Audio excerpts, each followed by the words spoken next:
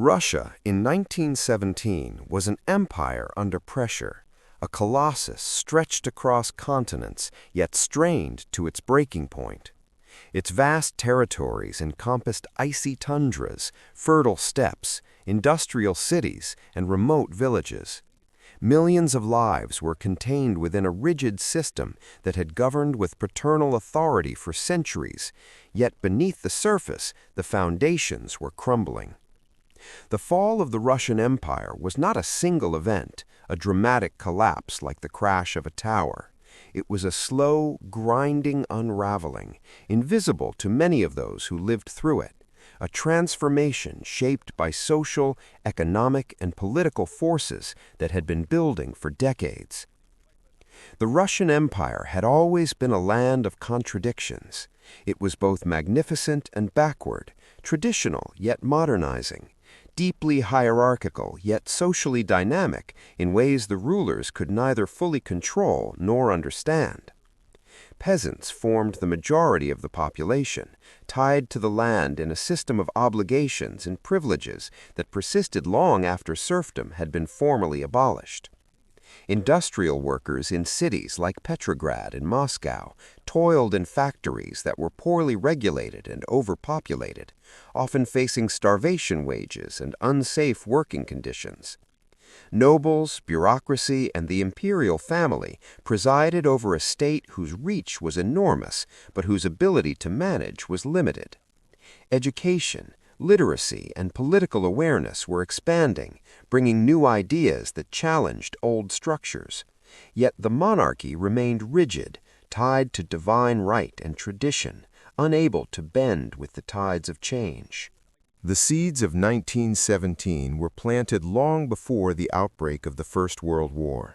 The Russo-Japanese War of 1904 to 1905 exposed the weaknesses of Russia's military and administrative systems. A humiliating defeat on foreign soil demonstrated that Russia could no longer claim unquestioned dominance. The Revolution of 1905 followed, a wave of unrest across the empire, sparked by strikes, peasant uprisings, and the massacre of demonstrators on Bloody Sunday. Though ultimately suppressed, it forced Nicholas II to introduce reforms, including the creation of the Duma, a parliamentary body intended to provide a voice for the people. These reforms were half measures at best, insufficient to satisfy the rising tide of social discontent. Industrialization had introduced new classes and new expectations, yet political structures remained archaic. Russia was a society at a crossroads, and its leaders failed to recognize the urgency of the moment. When World War I began in 1914, these pressures multiplied exponentially. Millions of Russian men were sent to the front, poorly equipped and often inadequately trained. Battles were fought with outdated tactics, and defeats mounted. Supply chains faltered. Food and fuel became scarce. Inflation ravaged urban centers. Ordinary Russians suffered both on the front lines and at home, while the government struggled to maintain legitimacy and order. Morale was collapsing. Citizens questioned why they continued to endure hardship while the state appeared incapable of managing the simplest needs. The empire's rigid hierarchies were ill-suited to address the challenges of total war, and its legitimacy eroded as rapidly as its logistical capacity. By early 1917, the situation in Petrograd, the capital, had reached a tipping point. Winter was bitter, the bread lines long, and the streets alive with anger and despair. Women, who bore the brunt of feeding families in a collapsing supply chain, led the first demonstrations demanding bread and an end to the war. Workers joined, striking in factories and halting the machinery of the city. Soldiers, sent to suppress the unrest, refused orders to fire on their fellow citizens. Authority in the capital collapsed within days. The monarchy, which had seemed eternal, found itself isolated and powerless. Nicholas II abdicated, ending 3 centuries of Romanov rule, a symbolic moment that represented the accumulated failures of decades rather than a single decision. Yet the abdication did not immediately produce stability. The Provisional Government, composed of moderate politicians and former Duma members, attempted to maintain order while promising reforms and preparing for a more democratic future. They faced immense challenges. The war continued to consume resources and morale. Peasants demanded land redistribution, workers demanded labor rights, and soldiers demanded peace and recognition. Political factions proliferated. Liberals, socialists, anarchists, and radicals each claimed authority and legitimacy. The Provisional Government struggled to govern effectively, constantly challenged by the Soviets, councils of workers and soldiers that operated as parallel centers of power. The duality of authority created confusion and further eroded confidence in the state.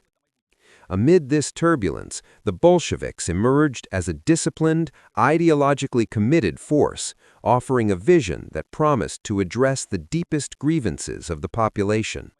Led by Lenin, who returned from exile with a program of peace, land, and workers' control, they appealed to soldiers weary of the front, peasants desperate for land, and urban workers seeking change.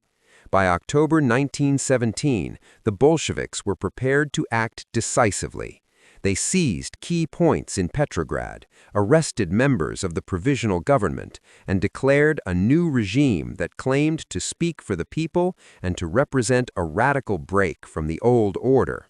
The Russian Empire, with its centuries-old monarchy and bureaucracy, had been replaced by a government committed to an entirely different vision of power, society, and economics.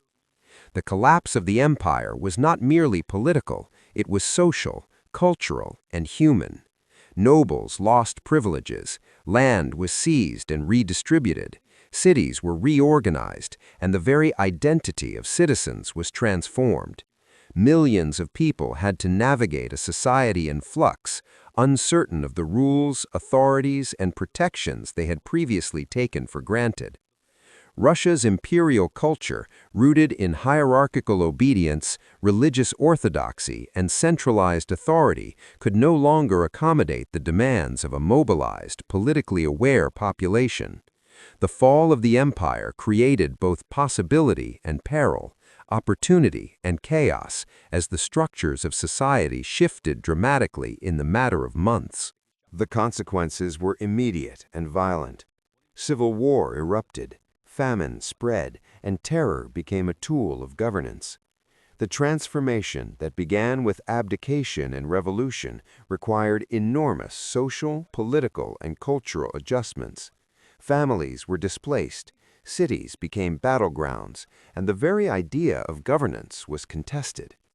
Yet amidst the suffering, new institutions emerged, new ideas took root, and a society once defined by monarchy and tradition began to imagine itself differently. The Russian Empire did not end in fire alone. It ended in the slow and painful realization that old forms of authority were obsolete. The story of 1917 is not only a political tale, it is a human one. Ordinary people lived through the chaos, experiencing the collapse in everyday terms, the hunger, the fear, the uncertainty, and the hope that change might bring relief. Soldiers deserted or joined new armies. Workers struck or organized new councils. Peasants seized land or negotiated with local authorities. Each choice, each act of survival contributed to the unraveling of the old order and the construction of something new. History unfolded not in grand declarations alone, but in the millions of small human decisions that collectively reshaped society. The fall of the Russian Empire teaches a broader lesson about history. Civilizations do not necessarily end in dramatic collapse. They fail when they can no longer adapt to the needs, aspirations, and realities of their people. Russia's monarchy, steeped in tradition and resistant to change, could not manage the pressures of modernity, war, and political consciousness. When the system could no longer function, its collapse became inevitable. But from that collapse arose new forms of governance, new ideas of society, and a transformed nation-state. The revolution of 1917 was not merely the end of an empire, it was the beginning of a new chapter in Russian history, one that continues to influence the world today. Looking back, the fall of the Russian Empire was less a sudden catastrophe than a long process of unraveling. It was shaped by centuries of social inequality, decades of administrative rigidity, and the acute pressures of war. It was human decisions, both noble and flawed, that determined the pace and nature of the transformation. And it was the enduring aspirations of ordinary people for land, for peace, for dignity, that ultimately reshaped the map, society, and identity of Russia. The empire did not vanish overnight. It became something new, in which the echoes of the old monarchy lived on, even as new political, social, and cultural forces came to dominate. History rarely conforms to the neat stories we tell. It is messy, uneven, and deeply human. The fall of the Russian Empire was not a single moment, but a series of moments, small and large, in which the pressures of the past collided with the possibilities of the future. The story of 1917 reminds us that the end of one era is also the beginning of another, and that transformation is often the most profound form of continuity. Russia changed in ways that were both visible and invisible, dramatic and subtle, painful and creative. And in that change, the world itself was altered, because the collapse of an empire reshapes not only a nation, but the course of history itself.